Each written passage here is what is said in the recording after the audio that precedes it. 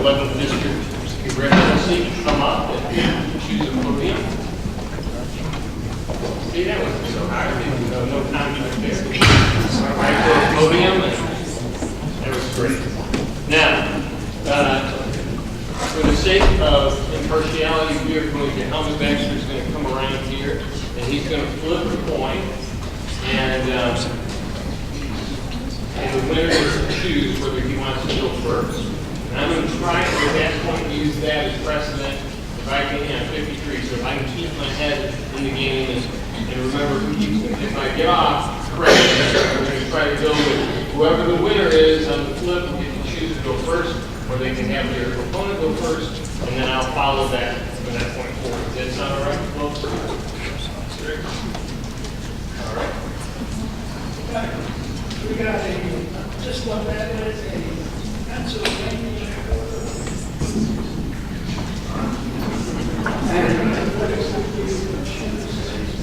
Every one of you, I did left.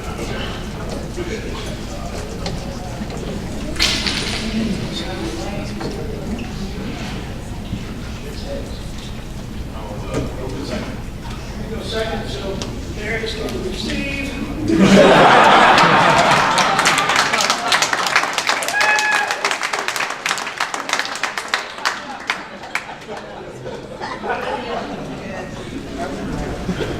So I was being asked a question, and this is the point about who wants to. I kind of gathered you did by your response. It makes me feel good that I'm younger than you are, so that's what I get. There you go. That's what And then the closing, I'll close. On the opening, you're starting. So on the close, I think we'll let Barry start on the close. Is that all right? Sure. Accept. I don't want to get you mad. It wouldn't do me any good anyway. You're a man of your own. This is why you're here. All right, so let's get started.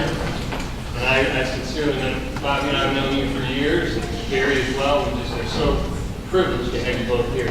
You're really awesome leaders coming from this county. I think we're very proud, and all of us are, of that leadership. And having recently made a run for office, I just watch with tremendous admiration from firsthand experience. I know what you and your families go through, and I just want to begin this whole thing by thanking you both for the sacrifice that you and your families are making.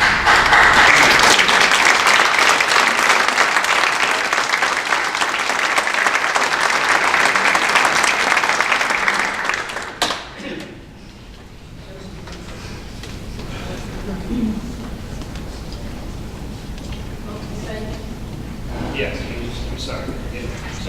All right, I'm going to go ahead and ask Bobby to proceed with an opening statement, and we'll go to Barry after that. Thank you very much, and thank you all for being here this evening. It is a tremendous honor to ask you to allow me to represent you in the Congress of the United States that will begin its work in January of next year. When I had the honor of serving previously in the Congress of the United States from what was then the 7th District, I sat down with Newt Gingrich, who was fixing to become the Speaker, the first Republican Speaker in about 40 years at that time. And Newt asked me which committee would be my first choice as a committee to serve on in the then 104th Congress. And without hesitation, I said, I'd like to serve on Judiciary Committee. And he said, why? Well, I said, first of all, I have background in the law and as President Reagan and President Bush I's United States Attorney. And I said, that's given me somewhat of a perspective and ability to define scoundrels. And I said, we have a lot of scoundrels up here in Washington. Number one, over the White House. And over the next 8 years that I had the honor of serving on the Judiciary Committee, in addition to 2 other committees, I was able to see firsthand the best and the worst of America, very similar to seeing the best and worst of America as the United States Attorney, appointed by President Reagan. And what we have in Washington now, particularly with this president, is a president whose disdain for the rule of law is legendary and infects the entire administration. We saw it just most recently, perhaps, when the head of the IRS sat before a House committee, another committee that I served on, and said, I don't care what you, and he was actually speaking to the American people, I don't care whether you believe me or not. I just don't care. That is the kind of brazen arrogance that we need somebody in Washington with the ability and the backbone and the experience to put a stop to, and I ask you for your votes to help me do just that. Thank you.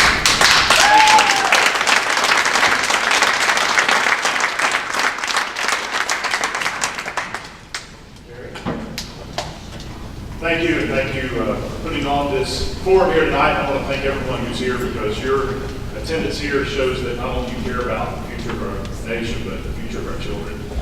Throughout this campaign, you've heard me talk a lot about my background and my experiences. My experience of being a husband of 31 years to my lovely wife and my best friend, Desiree. You've heard me talk about my 3 wonderful children and my brand new granddaughter, Emma, who's only 5 weeks old. I've talked about my service in the United States Air Force, where like my brother and my father who served before me, I proudly wore the uniform of one of our American servicemen, and who my son proudly wears the uniform today.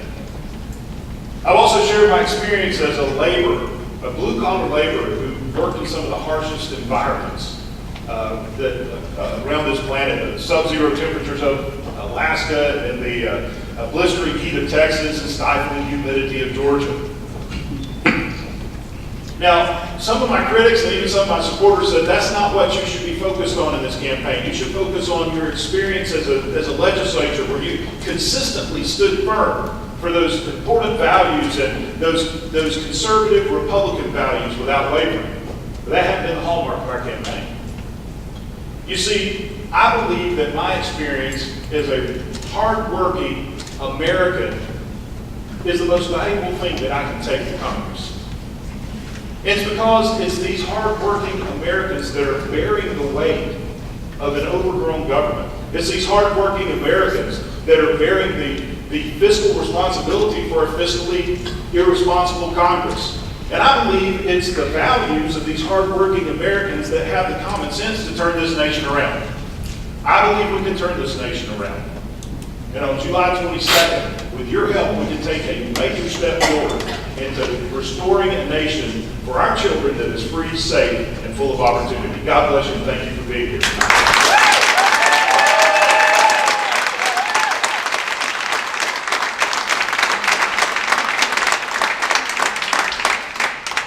I can continue this, and Bob, if you go next. First, every time in a while, so I think I should probably alternate. That's acceptable, and let, or have the question that's specific to each of you, have Barry lead with his first question, but I'm doing whatever you think is fair. all right. I just don't want to put you on the dime first every time, and that's what winds up happening. That seems unfair to you. So Barry, this is for you, and it has to do with public education. Should the federal government have any control over public education, or should that be the sole responsibility of the states? Well, Jeff, thank you for giving me a softball question, because there's only 18 enumerated powers in the Constitution of which the federal government is empowered, and education is not one of those. Education should be, constitutionally, and still today, the sole responsibility of state legislatures and state government. When you look at what has happened in American education, our downward trend in American education began when we created the Federal Department of Education. By having the states operate education on their own, it inspires competitiveness. It puts one state competing with another state on who can provide the best education system. If you want to go back to when we were the envy of the entire world in education, it was back during the 30s, the 40s, and the 50s, because that's the education system that created the engineers and scientists that put man on the moon. And it was because we empowered the teachers to teach and discipline their students. It was up to the teacher to determine whether or not the child progressed to the next level, not some federally mandated obscure test that a bureaucrat in Washington thought was a good idea. We need to get back to the basics of education, empower the states, and empower the teachers to do what they're professionally trained to do, and that's teach.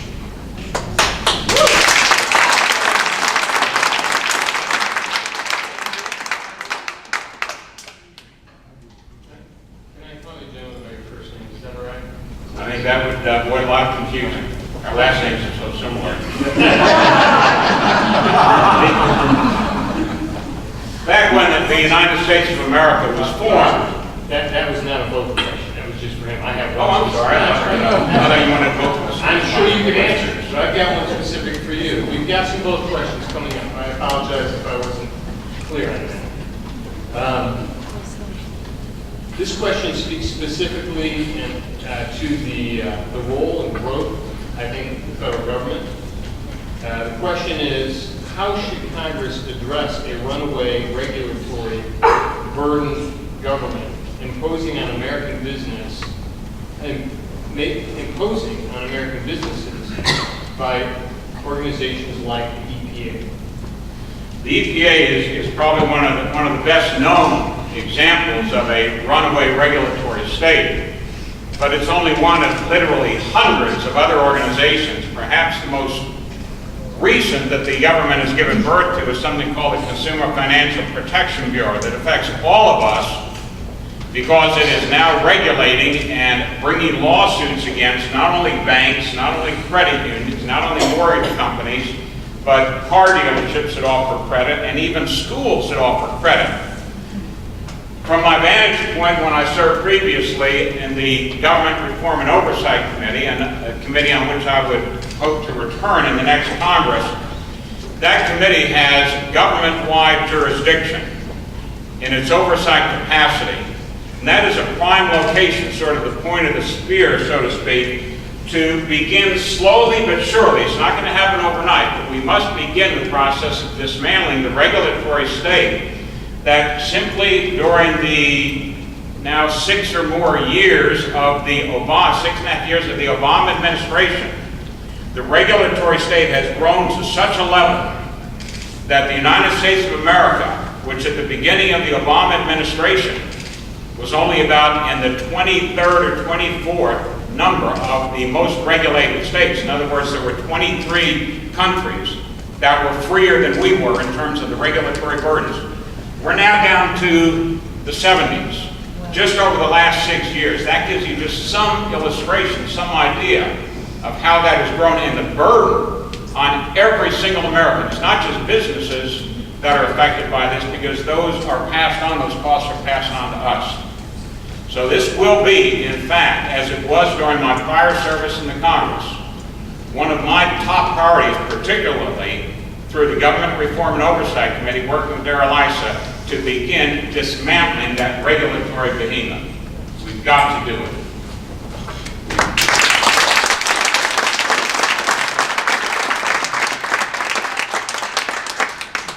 Barry, this question is... Can you answer by hold your applause and just because it's a long... I'm sorry, I should have asked that. Yeah, let's hold applause and response so we can get through as many of these as possible. We've got more than we can get through. Big surprise. Barry, this one is very specific to you as a candidate, and respectfully asked. But the question is, how do you respond to claims, especially by some veterans, that you have embellished your military record? You know, it's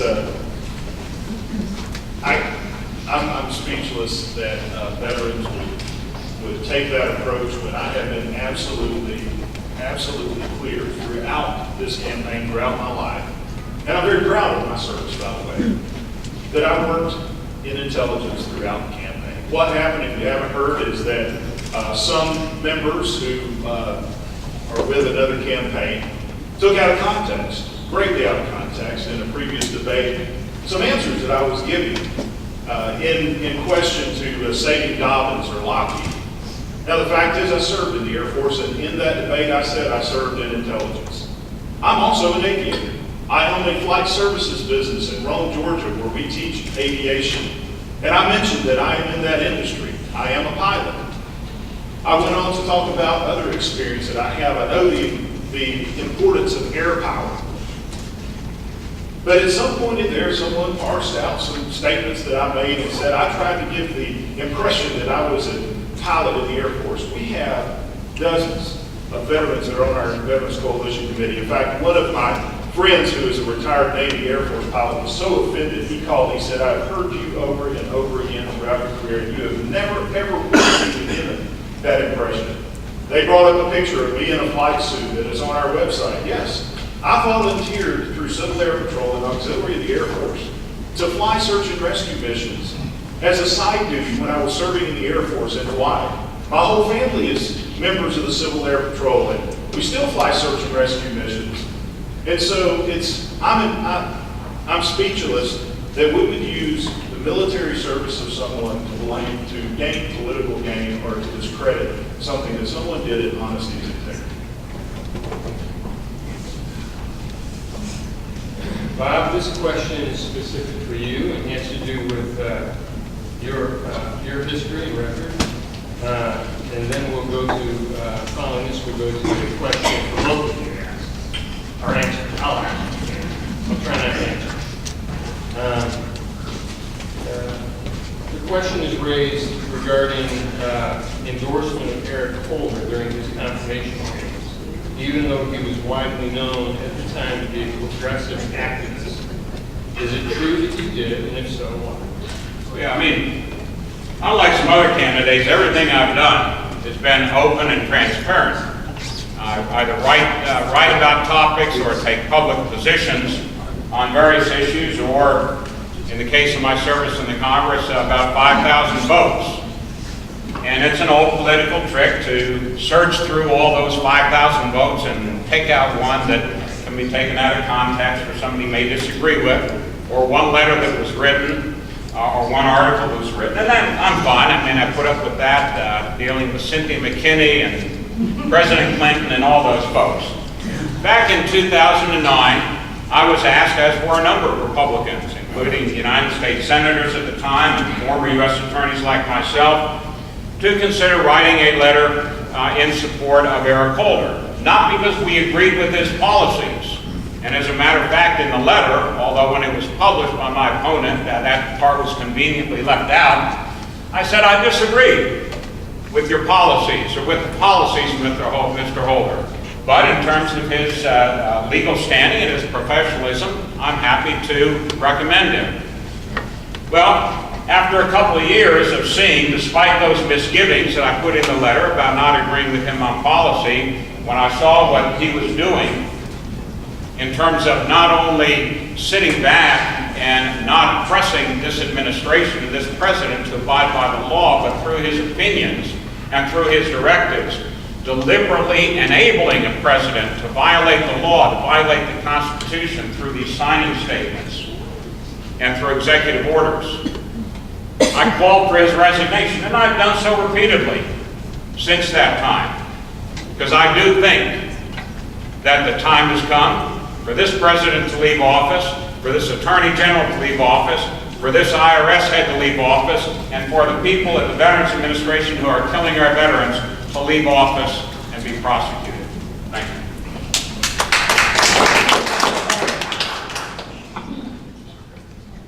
I should have handed out the water. I apologize. Tom, do you have some water? I'm going to put you in the bottle just in case. Thank you. Yes, sir. Thank you, gentlemen. The next question is for both of you. And Barry, I'm going to ask you to answer first. Has to do specifically with some of our large federal bureaucracies and what's going on with them. The ongoing investigation of the IRS and the Veterans Administration are compounding a sense of distrust among Americans. I don't think this surprises any of us in the room. Many of us feel this way. The question is, as a congressman, what can you do to address, to reduce, or eliminate that feeling? Go first, Yes. Did you go first last time? I'm going first every time, but that's okay. That's all right. I will let Bob go first. I apologize. I was keeping track. I wasn't sure if you said messed up. Oh, fair. Well, I really have already touched on that, I think, both in my opening statement and in the answer to the last question. Much of what happens in Washington does not need a prosecutor to make those decisions. We simply need somebody who understands the proper role of government, who listens to their constituents, who has the highest degree of integrity. But there are certain things that Congress does and responsibilities that Congress has that do place a premium on having somebody who has that prosecutorial background, insight, and ability to make sure, for example, in the oversight responsibility, which is a frequently overlooked responsibility of the Congress, we need somebody up there to identify the wrongdoers and who has the tenacity like a bulldog, which is among the better things that I've been called in politics.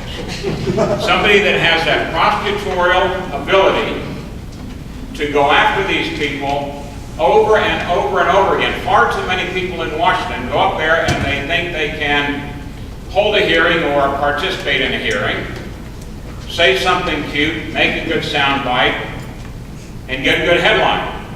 And then they walk away from it and go on to something else. That's exactly what the bureaucrats and these wrongdoers that we're talking about here know is bound to happen in most instances.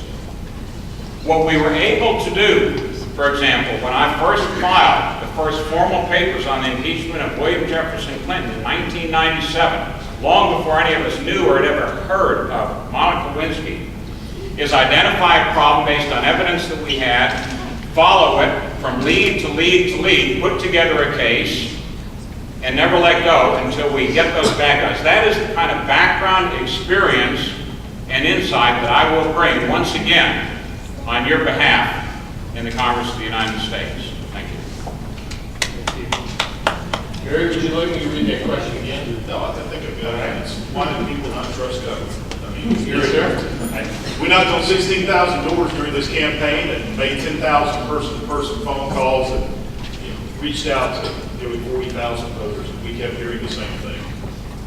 There's somebody we can trust. And I heard a poll the other day. It was talking about the distrust of government. And it's broad. It's not just the executive branch.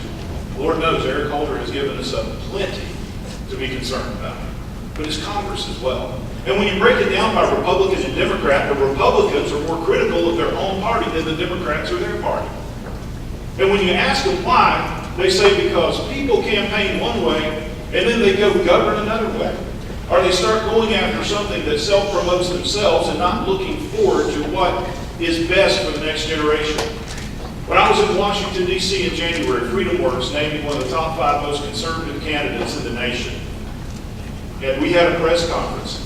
And while I was in that press conference, I was asked, why are the Republicans not able to go about getting their agenda done? Why are they just stalled? And part of it is because we have the ideas of going down there, and I'm going to be the fighter, I'm the only one who can get it done, but that one person can't do it alone. You have to be able to work with others who share those same values, those same ideas, and those same principles. But we also have to be, as a party, consistent with our principles, consistent with our ideas, and also willing to sacrifice ourselves, our own positions, for something better. The problem we have in the Republican Party today is we've been more interested about staying in power than doing anything with the power when we're there. Nancy Pelosi was able to get Obamacare through simply because she was willing to sacrifice her speakership for a greater cause.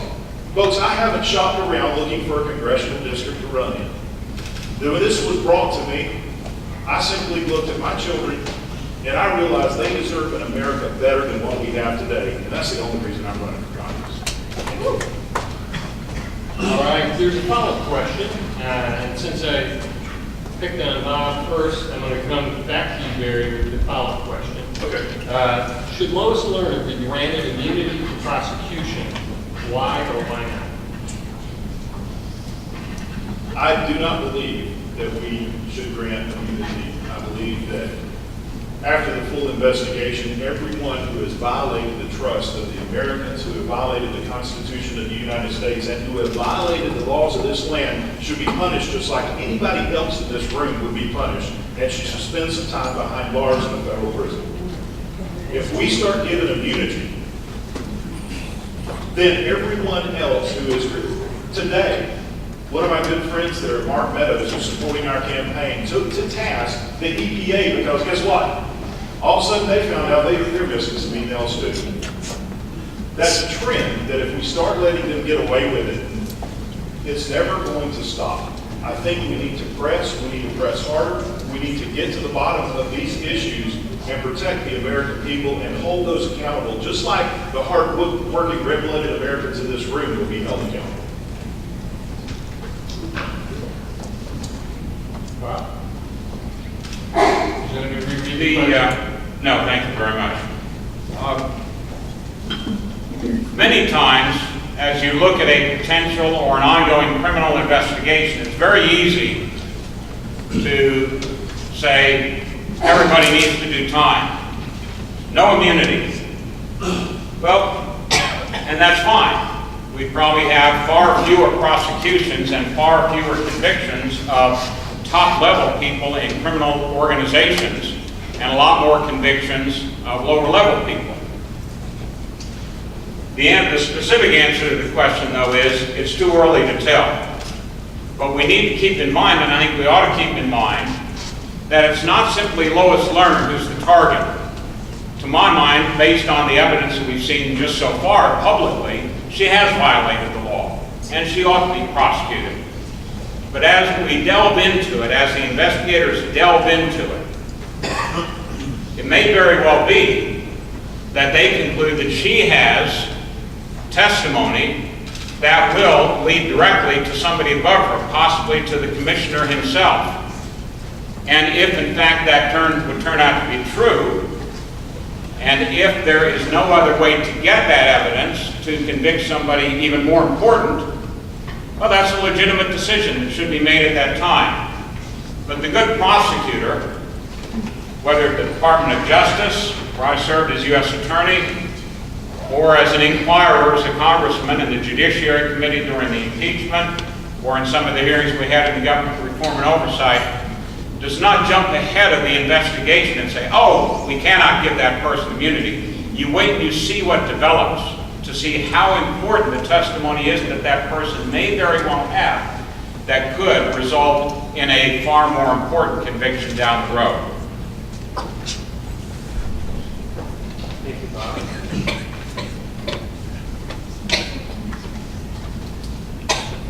All right, the next question is specific to each candidate, which means I will we'll begin the last question. We asked both of you, I began with Barry, so I will begin with Bob on this one. And this is Bob's question only. Barry, I have a separate one for you. Bob, what is your current position on the Defense of Marriage Act? And did you at any time oppose this piece of legislation, and why? Yeah, I mean, whoever wrote the question knows that I did. And the reason that I came to insist that the states be able to do exactly what the Defense of Marriage Act enabled the states to do, regardless of which side of the marriage issue you're involved on or which you take, to let the individual states decide for themselves. I mean, that is the essence of what America was formed to do. We were not formed, whether it's in the education arenas we talked about earlier or in the social arenas we're talking about with marriage, to necessarily be one size fits all. I'm an opponent of same-sex marriage. People in a lot of other states are not. I choose not to live in those states. And a lot of us who oppose same-sex marriage like to live here, maybe for that very reason. But the states need to be free to make those decisions. That is not a decision, in my view, for the states to make. There are similar issues in other arenas. Maybe we'll get into some of those this evening as well, in which my position is the same. And we do not want, in my view, the federal government to use that or some other piece of legislation to browbeat the states into accepting a federal view of something, which is in many respects what parts of that legislation had come to be used for.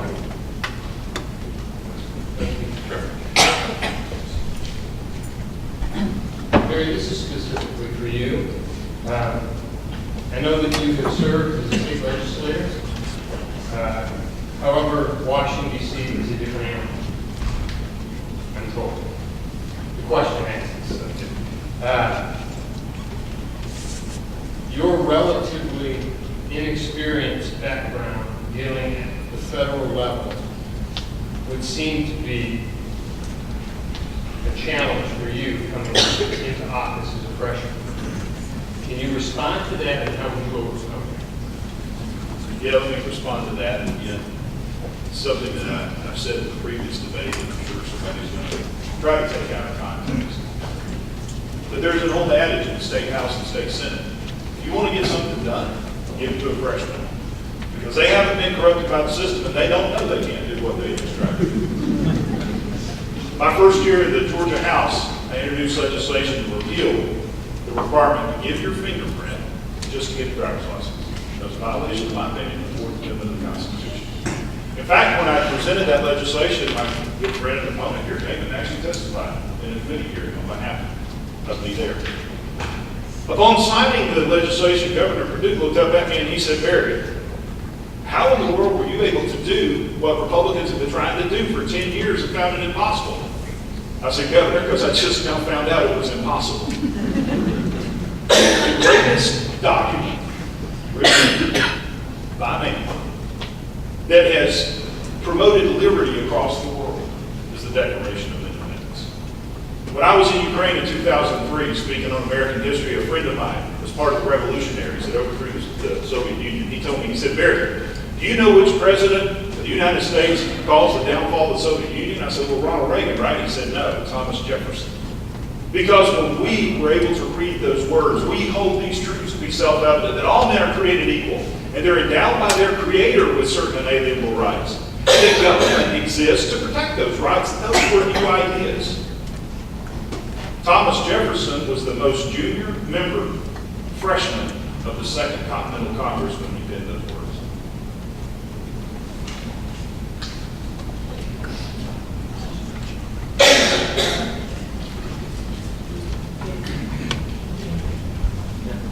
Wow.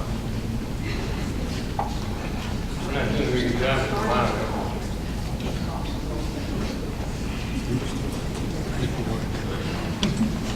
Okay, the next question is for both candidates, and I'm going to start with Barry this time.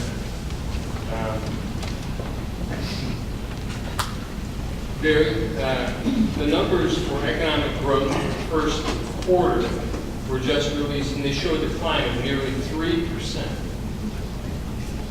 Should Congress pass legislation reducing the corporate rate, as the corporate tax rate, to 20% or lower in order to help stimulate and grow the economy? Anytime we reduce taxes will stimulate and grow the economy. I think Congress needs to go beyond that. We need to get out of the taxation business as we know it today and have a full and complete tax reform.